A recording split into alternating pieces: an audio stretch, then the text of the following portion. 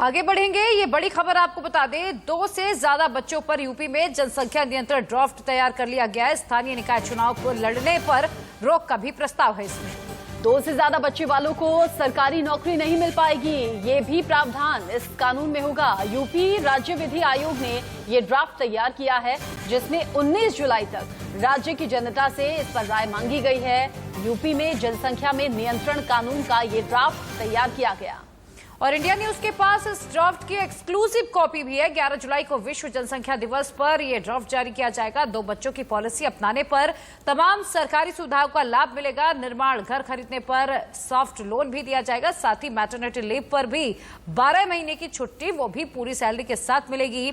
तो यूपी जनसंख्या विधेयक ड्राफ्ट के मुताबिक अगर परिवार के अभिभावक सरकारी नौकरी में हैं और नसबंदी करवाते तो उन्हें अतिरिक्त इंक्रीमेंट, प्रमोशन, सरकारी आवासीय योजनाओं में छूट, पीएफ में एम्प्लॉयर कंट्रीब्यूशन बढ़ाने जैसी कई सुविधाएं देने की सिफारिश की गई है।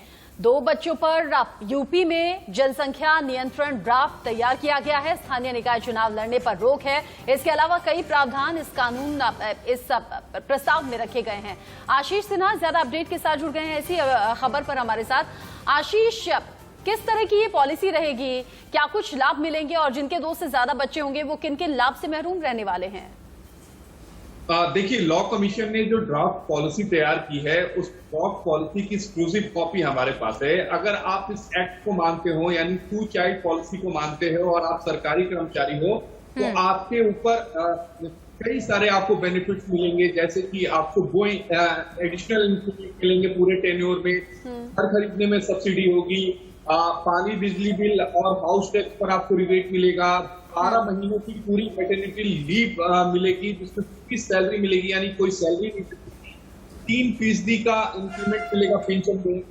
2 की जगह अगर 1 बच्चा होता है तो उसमें जो ये राहतें हैं, यानी जो फायदे हैं, वो लगभग 2 हो जाते हैं। अगर लड़की है तो उसकी जो 12वीं तक की एजुकेशन है, उसका पूरा खर्चा सरकार उठाएगी। लेकिन जो लोग स्कीम नहीं मानेंगे, उनको लेकर यहाँ पर सरकार लॉ कमीशन बेहद सख्त है। लॉ कमीशन ने साफ कहा है कि सरकारी स्कीम जितनी भी है, यानी जितनी भी सरकारी योजना चलती है, उसका फायदा उन्हें नहीं मिलेगा। दूसरा, राशन कार्ड में केवल 4 लोगों को ही बेनिफिट मिलेगा। जब सपोज करिए कि आपके 3 से ज्यादा बच्चे हैं, तो टोटल ये संख्या 5 होती है, लेकिन राशन कार्ड के हिसाब से आपको केवल 4 लोगों का ही अन्न मिलेगा, यानी आपको राशन मिलेगा। इसके अलावा जो चुनाव है, उससे लोकल बॉडी जो कोर्ट है, वो आप नहीं लड़ पाएंगे। इस तरह की तमाम जो सुविधाएं हैं, उससे आप महरूम हो जाएंगे।